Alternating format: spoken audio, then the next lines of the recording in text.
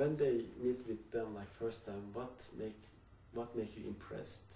What did they have, and you're impressed?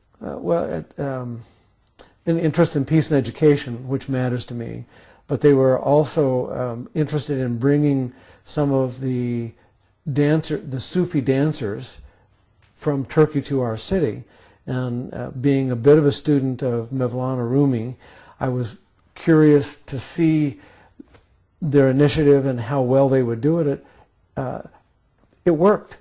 People came, the whirling dervishes came, it came together, and in the process it allowed these young men to educate members of my church about their culture, about Rumi, about Fethullah Gulen, all of which I found very exciting and was enriching to me and to my congregation. Surprised from them? You told us some experience that when they came to your church and when they told that whirling dervish, we are going to bring whirling dervishes, you said you didn't believe it. Can you share with us? Well, it was a lot. They were going to bring the whirling dervishes to a large hall in our city, and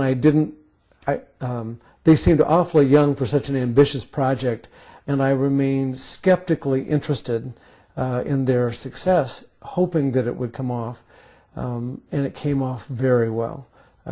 Members of my congregation attended and had a great time, and it was a wonderful cultural exchange, and remarkable to see how much organization was required and the determination and dedication of the young men to make it happen.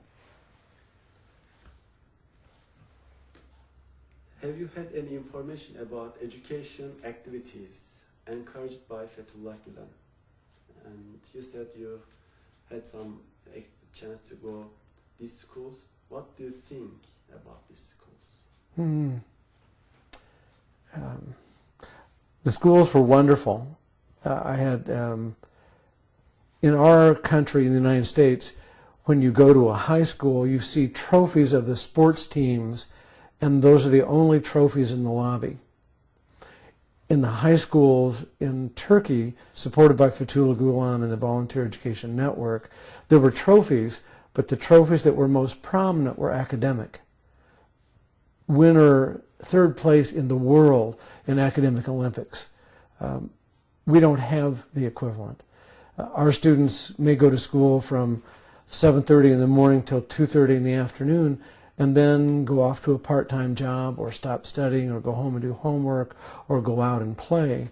The students there were studying until dinner time and coming back and studying until 10 or 11 at night. The dedication of the students, I hope for half that education for my sons. What do you think about this school? Why these schools are so special? What makes these schools so special? The schools are special because they take people who might not have that quality of education and give them hope by showing them how much and how large the world is through teaching them. It gives them opportunities to move around the world and to have opportunities for professional and life development that makes their lives much more fulfilling. It opens the world for thousands and thousands of people and teaches them hope instead of despair, and so they move toward peace rather than terrorism. It is a bridge to peace like no other I've ever seen. What do you think about people from different levels, from businessmen to like students, from teachers to small business owner, just regular people to support this school? Not only scholars, not only like rich people, but even the poor people are. For example, in Turkey, to establish a school in Azerbaijan, in city Kuba, and like we were like 50 students, and we just, for example, make towels, and on one side there was a flag, Turkish flag, on the other side there was a Azerbaijan flag, then we were trying to sell it to make some money, then send it. It was what we can do. And some business owners came together and then like make fundraise and then send money there. And ladies make some like how to knit something, you know.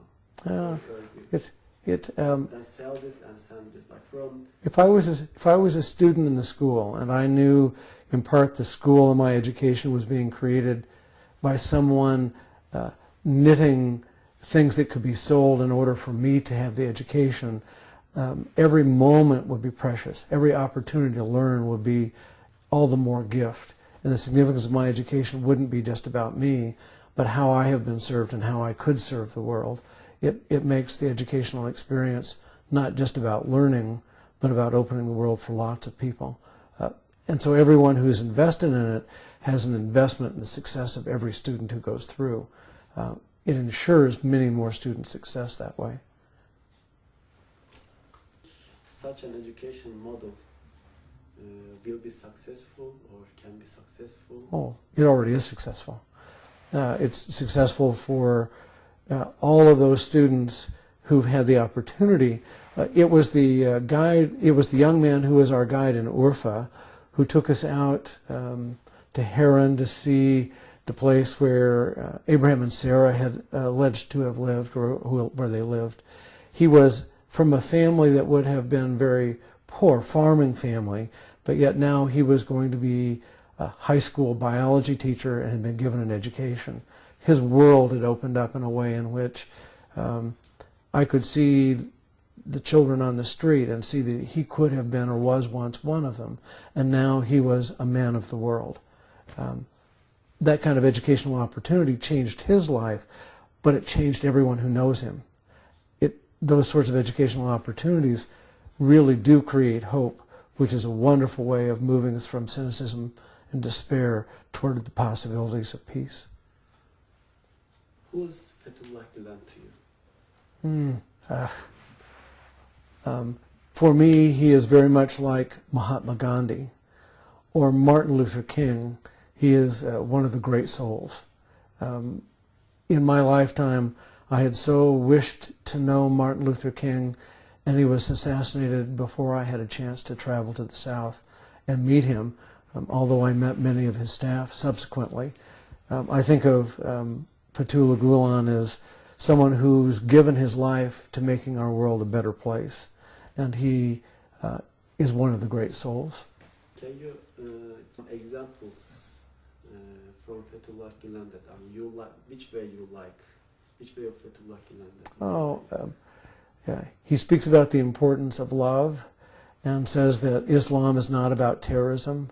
That he explains Islam in a way in which it is more accessible to someone from the West and absolutely understandable. So he is a wonderful spokesperson for his culture and his faith.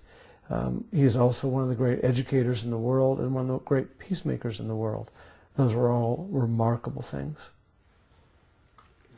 Some sociology professors, thinkers, even grandson of Rumi, Şefik Can. I don't know if you have heard him. No. He's one of the living grandson, grandson of the Rumi, says Gulen is modern Sufi. He's looking at his life, and he cannot say that he is like regular Rumi, but he's looking his like spirituality, and it is like Sufism. But yes. Also the work he is doing, like the education work and everything, he says he's the modern Rumi or modern Sufi. Yes. What do you think about this? If God is in every one of us, and every one of us can be a channel for God's knowledge in the world, Rumi was one of the windows onto the heavens. In that same way, it's clear to me that the spirit of hope and holiness speaks through his work, and so that he is a modern Rumi.